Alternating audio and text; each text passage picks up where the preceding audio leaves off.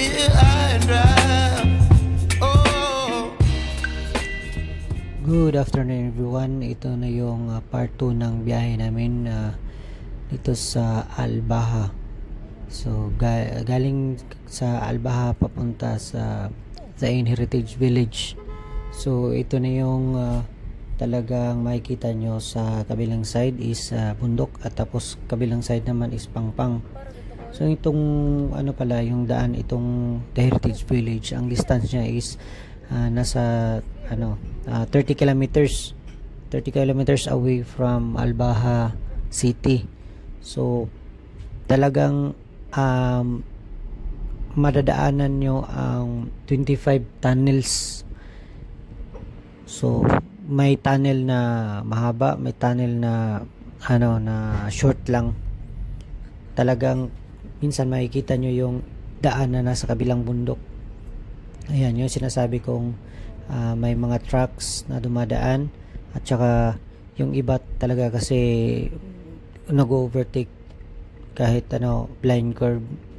Pero ang kagandahan nito, lahat ng kadalasan mga driver dito pagka halimbawa nag-overtake kayo, minsan talagang nagsisignal sila na oops, wag muna kayong mag-overtake kasi may kasalubong mga ganyan. So mostly sa mga truck drivers yan, alam nila yan at saka nagsisignal sila para iwas disgrasya, tulong na rin din kasi alam nila mabagal ang pagpatakbo ng sa mga trucks kaysa sa mga sasakyan, sa mga kotse, sa mga SUVs. So ayan, so makikita nyo yan, talagang kagaya ng bitukang manok ang style. At saka yung may ibang daanan na hindi mo alam ano lang pala yun, bridge lang pala yun, talagang nasa gilid lang ng bundok. So yan, napakagandang tingnan at saka talagang isa sa pinaka the best na tourist spot dito sa Saudi Arabia. So dito lang dito sa Albaha. Tapos yung weather nito is medyo may kainitan kasi summer at talagang siguro naglalaro sa mga 35, yan, mga 35 to 38 degrees. Medyo mainit-init. So yun yung sinasabi kong ang diyan, ang pinaka bottom line pagka babiyahe kayo papunta diyan, kailangan alam nyo na kondisyon yung sasakyan. At pangalawa, alam nyo gumamit ng Tiptronic dahil nga pag galing kayo ng Albaha papunta doon sa Zain Heritage Village is talagang pababayan lahat. May time na okay lang yung pababa pero may time talagang babang baba. At saka alam nyo kung paano gamitin nyo ang engine brake kasi nga pag ginagamit nyo palagi yung brakes yun, malamang mangangamoy yan at saka baka may tendency rin na masira yung braking system nyo pag palagi nyo ginagamit kasi medyo malayo. So approximately nasa mga 30 kilometers away from Albaha, napakalayo talaga. Tapos yun, pero sa biyahe naman may makikita kayong mga kagaya nito, mga parang stopover na pwede kayong magpapahinga, magpa-picture. Ayan. So yung time na yan is hindi namin alam talaga kung gaano kalayo yung Zain Heritage Village. So ang ginawa ko is tuloy-tuloy lang ang biyahe namin papunta doon sa pababa. Tsaka yun, makikita nyo sa taas, daan yan. Yun, nadaanan na namin yan. So talagang galing sa bundok papunta dun sa baba, talagang paikot-ikot lang, parang zigzag na roads.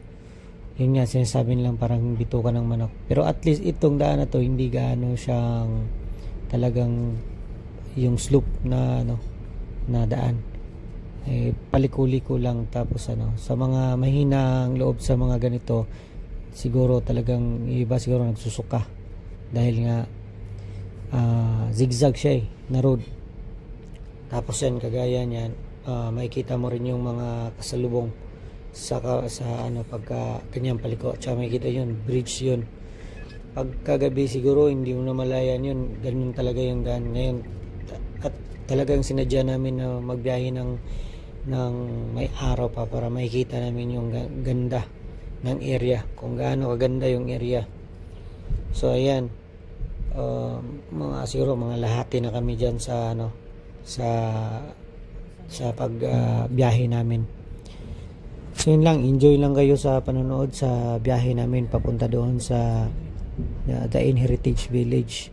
So ayan, meron pang parang stopover na may tinda-tindahan. Yun nga lang, sirado on that time kasi umaga pa. Siguro pag gabi, bukas yan sila. Kasi kadalasan sa mga kapihan dito is hapon magbubukas sa mga kapihan hanggang gabi, hanggang magmadaling araw na yan. So yan lang. And maraming salamat sa mga sumusuporta sa channel ko, Pigo Channel. At saka kung bago pa lang kayo sa channel ko at mapadaan sa mapadaan sa wall mo or something sa panonood ng YouTube mo, huwag mong kalimutan mag-like, share, and subscribe at hit nyo rin yung bell button para makita nyo yung mga bagong uploads ko at saka ma-notify kayo. And pag interesado kayo, marami pa akong mga videos na mga biyahe namin dito sa Saudi Arabia.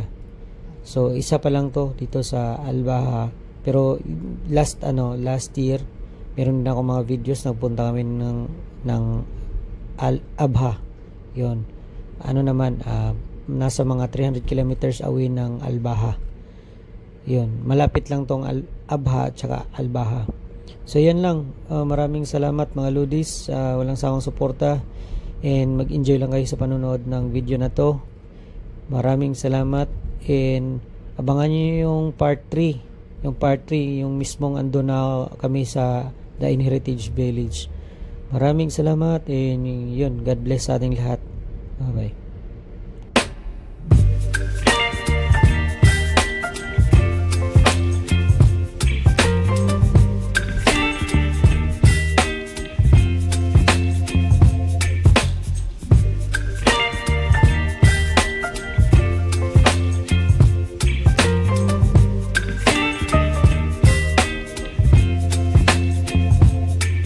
Baby, you give me ice and fire. You're giving me wind and rain. You're some kind of butterfly. Baby, you give me midnight. You whip up my appetite. Don't leave me here high and dry. Oh, well, I don't wanna jinx it, baby.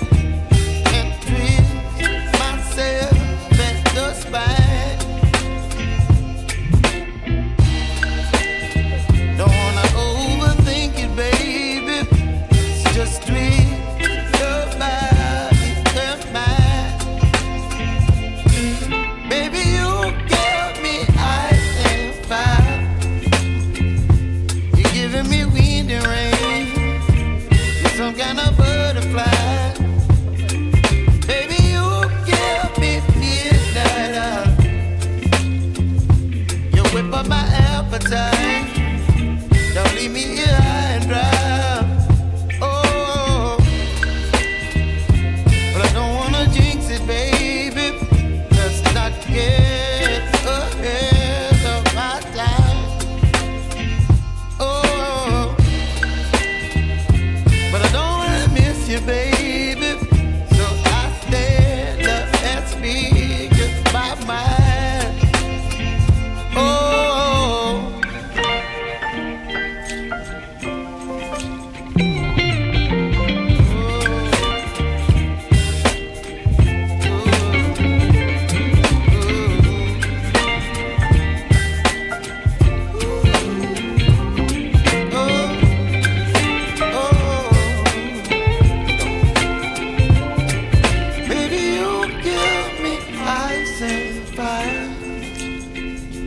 you're chilling wind and rain. You're some kind of butterfly.